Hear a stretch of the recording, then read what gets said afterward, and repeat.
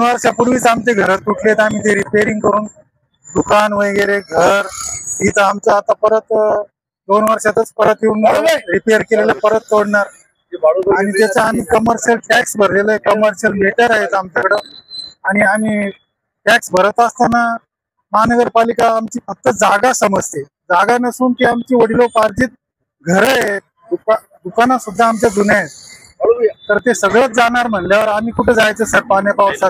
पावसाळ्यात तरी हे काम यांनी करू नये असं मला वाटतं सर.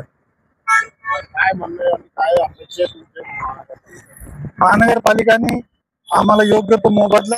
आज यहाँ पर हरसुल गांव में सभी जो मालमत्ता धारक है वो बहुत परेशान है। उनके सारे उद्योग धंधे बंद पड़े हैं, उनके दिलों में डर पैदा है। तो यहाँ के सभी लोगों का कहना है कि भाई मालमत्ता धारक जो है वो सभी को मुआवजा देना चाहिए। टीडीआर के बजाय मालमत्ता दिए तो वो दूसरी जगह कहीं तो भी लेंगे, उनका व्यवसाय चलाएंगे, उनका कुटुंब चलाएंगे। तो मेरी माननीय आयुक्त साहब से एक विनती है कि वो कभी मालमत्ता धारकों को रोक स्वरूप पे जो लोगों की, गांव वालों की जो डिमांड है कि यहाँ के सभी मालमत्ता धारकों को रोक स्वरूप से उसका ये बेनिफिट मिलना चाहिए, जो कि वो अपनी जो बिजनेस है, कारोबार है, जो छोटे छोटे धंधे करने वाले लोग हैं वो कहीं और यहीं आजू बाजू कहीं तो भी अपना धंधा व्यवसाय शुरू कर सके। क्योंकि यहाँ पर जो भी लोग तकरीबन 150 से 200 के करीब मालमत्ता धारक है, तो सभी के टोटली प्रॉपर्टी ये रास्ता रुंदीकरण में जा रही है। हमारा विरोध नहीं है रास्ते को, हम तो चाहते कि ये शहर का विकास हो और विकास होने से सभी यहाँ के लोगों पे उसका फाइनेंशियल असर पड़ेगा। और ये जो पॉलिसी है बहुत अच्छी है, ठीक है, लेकिन जो लोग आज बेघर हो रहे हरसुल परिसरामध्ये अतिक्रमण पाळणार आहे त्याबद्दल तुमचं काय मत आहे, काय बोलणार? नमस्कार सर, माझं नाव सुरेश अवतारे। तर याच्या अतिक्रमण मोहीम मध्ये सगळ्यात माझा आक्षेप हाच आहे की अतिक्रमण आमचं नाहीच आहे, आमची स्वतःची जागा आहे, ज्यांचं आमचं पीआर कार्ड आहे, सगळं काही आहे। अतिक्रमण तर आपण असं म्हणजे त्यांनी पत्राचं याचं केलं, ज्यांच्याजवळ काहीच कागदपत्र नाही त्यांना म्हणू शकता। मला पहिले दुःख याच आहे की आम्हाला अतिक्रमण म्हणतात। अतिक्रमण म्हणजे आमच्या जन्माच्या अगोदरपासून, आमच्या वडिलांपासूनच्या या जागा आहेत, त्यामुळे आम्ही अधिकृत आहोत। तर सगळ्यात महत्वाचं म्हणजे आता जे रुंदीकरण महापालिका करत आहे, त्या रुंदीकरणाच्या बाबतीत मला फक्त हे म्हणायचं होतं की ज्यावेळेस मागे सार्वजनिक बांधकाम खात्यानं रुंदीकरण केलं, त्याच वेळेस जर महानगरपालिकेनं आमची जागा त्याच वेळेस ताब्यात घेतली असती आणि आमचं रुंदीकरण केलं असतं तर आम्हाला एवढं काही वाटलं नसतं।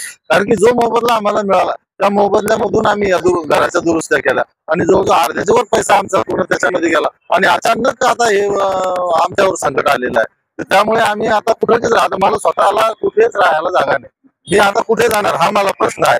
माझे मुलं, माझी घरचे माणसं, मला नोकरी नाही, काही नाही, माझं वय आता 58 झालेलं आहे, आम्ही काय करणार? तर हा एक मोठा प्रश्न आहे। बिल्डिंग माझी सर पूर्ण चालली, जवळजवळ 100 चौरस मीटर आहे, म्हणजे मी आणि माझा भाऊ आमच्या अशा दोघांची मिळून दोघंही आम्ही बेघर म्हणजे आता होत आहोत। तर सर मला एक म्हणायचं होतं की या रस्त्याला बरेचसे पर्यायी रस्ते आहेत। माझी अशी विनंती आहे की आता पावसाळ्याची दिवस आहे, या दिवसामध्ये त्यांनी पाडझड करू नये। आणि दुसरी गोष्ट अशी आहे की या ठिकाणी आम्ही सर्व पीआर कार्ड धारक आहे, अतिक्रमित कोणीच नाहीये।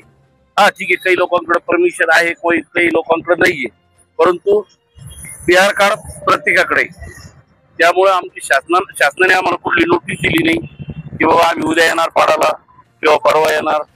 शासनाने डायरेक्ट पेपरला बातमी यायची, वर्तमानपत्राला कोणते बी, आणि डायरेक्ट सांगायचं की आम्ही हरसुलला आता उद्या पाडझड करायला चाललो। ते मला असं वाटतं की कुठेतरी लेखी स्वरूपात नोटीस पाहिजे ना, या तारखेपर्यंत तुम्ही खाली करा किंवा काय। आता ठीक आहे, कमिशनर साहेबांची आमची मीटिंग झाली होती, तर साहेब म्हणले होते की राहत्या घरांना तुम्ही 15 तारखेपर्यंत मुभा आहे, परंतु ठीक आहे, परंतु आम्हाला आमचा मोबदला पाहिजे ना।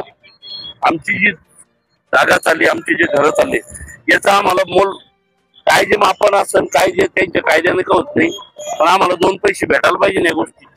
आमच्या एवढे मोठे मालमत्ता चालले, आज ही डबल मजली बिल्डिंग माझी माधवपूर, तर एवढे मोठी प्रॉपर्टी जात असताना आम्हाला 2 पैसे मोबदला पाहिजे ना अगोदर। बरं ठीक आहे, तुम्ही आता पाडायला येणार आहे तर अगोदर तुम्ही विल्हेवाट लावली का की बाबा यांच्या करायचं काय, यांचं आमचा मोबदला दिल्याशिवाय तुम्ही हात नका लावू ना।